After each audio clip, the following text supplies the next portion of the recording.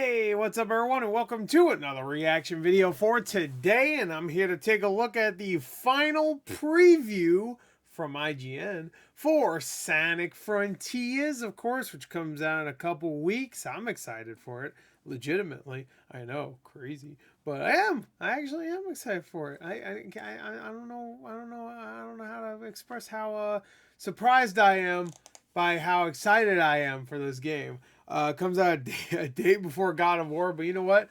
A whole 24 hours to play Sonic before God of War. Until you ignore God of War and continue playing Sonic, of course, is what I mean. So let's get to it. The final preview. Assuming that means we'll probably get some more gameplay. We'll get an idea of what IGN at least thinks about the game. Yeah, let's get to it. Let's go. I'm like losing my voice. I don't know what the hell's going on. All right, let's go. 3, 2, 1, and play. Hey, I think that's Sonic.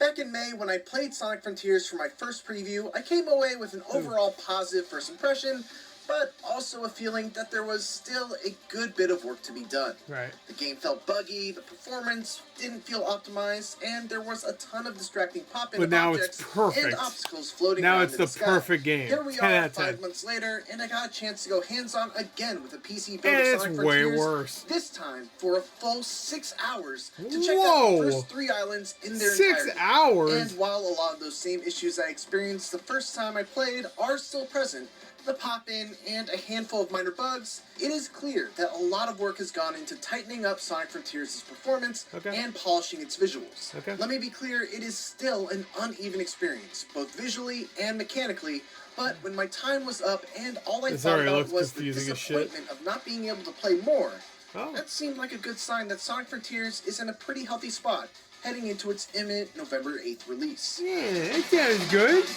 I was disappointed I didn't get to play more. 6 hours? Come on, man. The big thing I got to experience this time around I didn't get to play any. First play session was the full sense of progression through each island. I've talked previously about how you need to collect portal keys to open up cyberspace levels, beat cyberspace levels to get vault keys, and use vault keys to unlock Chaos Emeralds, but there's another important element to the game flow as well. Memory tokens. Each of the 3 islands was home to one of Sonic's friends who were trapped in cyberspace, and in order to try and free them, I needed to collect a ton of memory tokens. Typically, these are rewards for exploration in the open world, and they're the main reason you'll be looking out for springs, ramps, grind rails, speed boosters, and all other manner of gadgets that send you zooming through the world.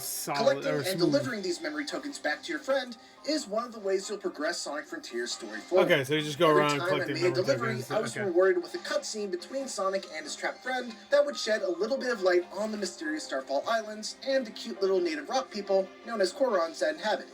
There's a compelling mystery that serves as the heart of Sonic Frontiers' story, and I found myself very interested in seeing how it all unfolds, and even more interested in the dynamics between Sonic and each of his friends, which really takes center stage during these cutscenes. Each island has a story to tell, with each of Sonic's friends being a key player in how that story unfolds. Oh man, you can make a big one? I managed to clear the first island in my first 3 hours or so of playtime, and after a very cool boss battle that I can't and wouldn't want to spoil for you, I found myself on Ares Island, a desert-themed island that housed all new enemies, mini-bosses, cyberspace levels, and memory tokens. Here, I had to repeat the hunt for the Chaos Emeralds again. In that way, Sonic Frontiers is very formulaic. But the 3 islands I've explored so far were so different that I was happy to repeat the dance each time. The one weak point in this whole formula are the Guardian mini-boss battles, which are required in order to obtain the portal keys that unlock the cyberspace levels. These fights are typically grand in their spectacle, but are rarely actually fun to play. Worse, they're repeated multiple times throughout the island without any variation. Fortunately, there are a few exceptions, like a fight against a sumo guardian that encloses you in a cage and requires you to bounce off the fences in order to bump the boss into the electrified portion. The more you bounce, the more force you're able to bump the boss with, and trying to find the right angle to bounce a bunch of times before hitting the boss was a lot of fun. I feel like any action game coming out so close to both God of War and Bayonetta 3 is such a bad idea, but that seems fun. And then there are the cyberspace levels, which, like the Guardian mini-bosses, varied in their quality, but were all fun nevertheless. Each is a bite-sized traditional Sonic level that comes with 3 sub-challenges to complete. Yeah, this is in addition to just beating the most exciting part of this game is the cyber stage. space levels. They are beat the level under the S-rank time limit, beat the level with a certain number of coins, and find all 5 red coins. Even though these stages are very short, even by Sonic standards, I always miss like 1 red coin, and it really pisses me off every time I do. I'm like, what the fuck? I see it goes 1, 2, and then blank on 1. I'm like, fuck.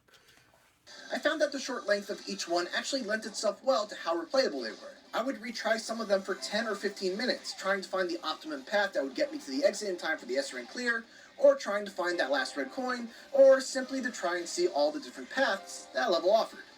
From a level design perspective, the variety on display in the many different cyberspace levels that I played was pretty impressive. I like some would be very visual straightforward, style grounded of these boost levels, focused on speed and reactions. Looks very much like a others would be Sonic very 3D heavy, game. and still others would shift the perspective to 2D God and be a damn, we little got more enough deliberate signs? with their What the platforming fuck? challenges.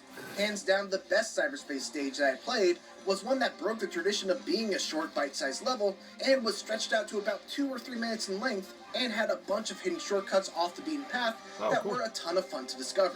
As varied as the level design is, though, the one disappointment about cyberspace is that the visual theme around them, based on my 6 hours of playtime, always falls into one of just a few categories. Green Hill Zone, Chemical Plant Zone, Sky Temple, or the new cyberspace highway theme, and that's about it. Okay. Still, well, he only played 6 hours. He doesn't know. The speed made them a consistent highlight of my playtime. The bulk of the time spent playing Sonic Frontiers was spent running fast through the various open zones. See, that sounds fun, though. Just running fast in a giant zone, I guess. Not world. Don't say open world. It's open zone, okay? It's a Strand type game, like Donkey said. And while it is a big departure from what Sonic fans may be used to from the series, I have to say that I'm officially fully on board with it. In a weird way, I kind of liken it to a Tony Hawk game. It's that same feeling of chaining a revert to a manual, linking that to a grind, taking that grind over a gap, acing a special trick or two. Yeah, I used to grind a gap before. I don't want to talk about it. Okay, I don't want to talk about it. I don't want to talk about it. But I used to grind gaps all the time. I don't want to talk about it though. Don't ask me about it. Sticking the landing. Don't ask me about it. Sonic Frontiers has that same type of feeling of doing a bunch of cool things, one after the other, and linking them all together without breaking the flow. And when the flow does get broken, it feels pretty bad. But the more you play and the better you become at the game, the longer you're able to go without breaking that flow, leading to a really great feeling.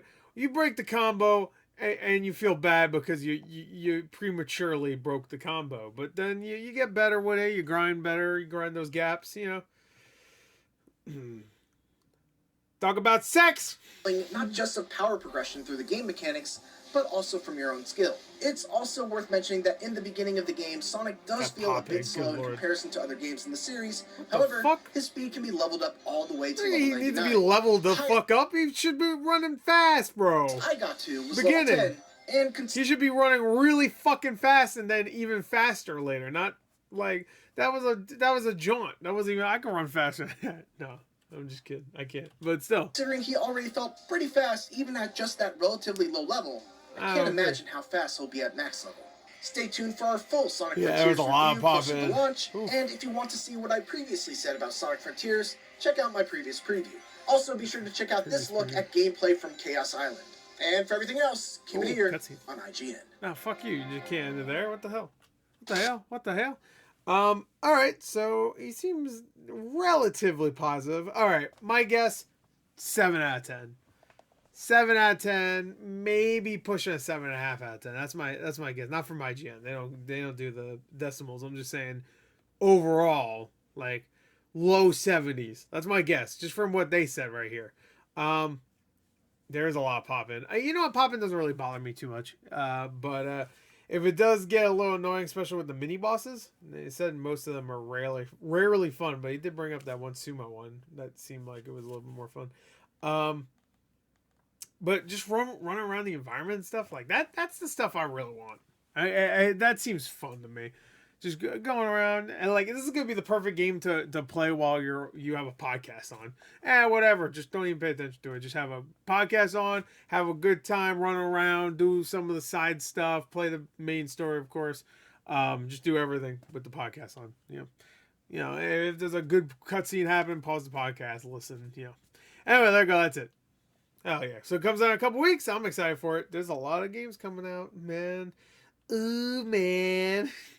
It's a lot of games. Anyway, that's it. Bye.